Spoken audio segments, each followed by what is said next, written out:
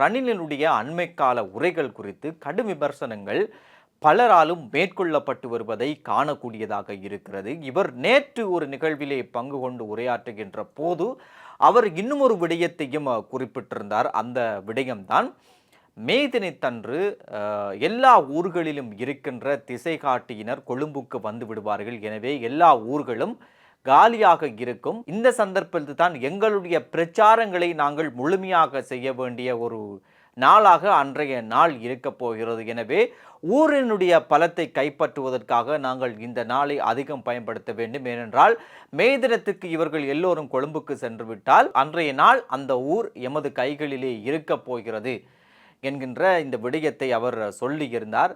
இந்த விடயத்துக்கு பதிலளித்த டில்வின் சில்வா, ரணிலுக்கு ஏதோ பிடித்து விட்டது, குழம்பி போயிருக்கிறார். எனவே அவர் ஒரு வைத்தியரை பார்ப்பதுதான் நல்ல விடயமாக இருக்கும் என்றும் அந்த ரணிலுடைய உரைக்கு அவர் பதிலடி கொடுத்திருந்தார். இன்னும் ஒரு கருத்தையும் 2 நாட்களுக்கு முன்னதாக ஒரு நேர்காணலின் போது ரணில் விக்ரமசிங்க குறிப்பிட்டிருந்தார். அதுதான் முக்கியமான ஒரு கருத்தாக இங்கே பார்க்க வேண்டியிருக்கிறது.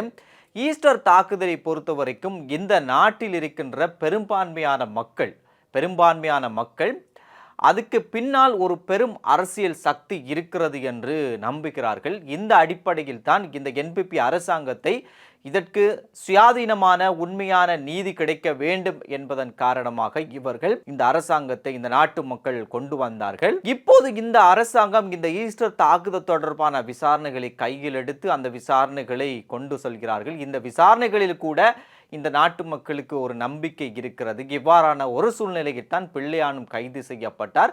பிள்ளையானுக்கும் ஈஸ்டர் தாக்குதலுக்கும் இடையிலேயே ஒரு தொடர்பு இருப்பதாக பொதுமக்கள் பாதுகாப்பு அமைச்சர் கூட அண்மையிலே பார்லிமன்றத்திலே பேசுகிறார். எனவே பிள்ளையான் கைது செய்யப்பட்டதன் பின்னால் ரணில் விக்ரமசிங்க முந்தி அடித்துக்கொண்டு பிள்ளையானோடு பேசுவதற்கு முற்பட்டார். அதன் பிறகு அது ஏலாமல் போனது. அதன் பிறகு உதய கம்பம்பில ஊடாக சட்டத்தரணி என்ற வகையிலே பிள்ளையானோடு உதய கம்பம்பில பேசியிருந்தார். இவ்வாறான ஒரு சூழ்நிலை தான் இந்த ஈஸ்டர் தாக்குதல் விசாரணைக்கு பின்னால் இருந்து கொண்டிருக்கின்ற வேளையிலே ரணில் விக்ரமசிங்க அந்த நேர்காணலிலே ஈஸ்டர் தாக்குதலுடைய சூத்திரதாரி சஹ்ரான் தான், வேறு யாருமே இல்லை என்பது குறித்து FBI தெளிவாகவே அறிக்கை விட்டிருக்கிறது. எனவே FBIயினுடைய அறிக்கையை தவிர்த்து வேறு ஒரு விசாரணை செய்வது என்பது டொனால்ட் ட்ரம்பையும் அமெரிக்காவையும் பகைக்கின்ற ஒரு விடயம். எனவே இந்த விடயத்தை செய்யக்கூடாது இந்த அரசாங்கம். அப்படி செய்யுமாக இருந்தால் உக்ரைனுக்கும் உக்ரைன் ஜனாதிபதிக்கும் எப்படி ட்ரம்ப் பதிலடி கொடுத்தாரோ அதே போல் இலங்கைக்கும் பதிலடி கொடுப்பார். அவருடைய எதிர்ப்பை இலங்கை சம்பாதிக்க வேண்டி வரும். இதன் காரணமாக அதிக வரிகளை விதிப்பார். அதே போன்று ராஜதந்திர ரீதியிலே அது ஒரு பெரும் பாதிப்பை இலங்கைக்கு ஏற்படுத்தும் என்கின்ற விடயத்தை ரணில் கூறியிருந்தார். ரணிலுடைய இவ்வாறான கருத்துக்களை எல்லாம் பார்க்கின்ற போது பல அரசியல் விமர்சகர்கள் பேசுகின்ற போது ரணிலுக்கு முழுமையாகவே அரசியல் பைத்தியம் என்பது பிடித்து விட்டது என்பது போன்று அவர்கள் பேசி வருகின்றனர். இதற்கும் அவர்கள் 2-3 காரணங்களை அவர்கள் சொல்கிறார்கள் ரணிலுடைய இந்த கருத்தை வைத்து. அதாவது ரணில் உக்ரைனையும் இலங்கையையும் இந்த இடத்திலே ஒப்பிட்டு பார்க்கிறார். உக்ரைன் இராணுவ ரீதியிலும் பொருளாதார ரீதியிலும் மேலோங்கி இருக்கின்ற நாடு. அதே நேரம் உக்ரைனுடைய பிரச்சனையும் இந்த இலங்கையில் நடந்த ஈஸ்டர் தாக்குதல் பிரச்சனைக்கும் எந்த சம்பந்தமுமே இல்லை.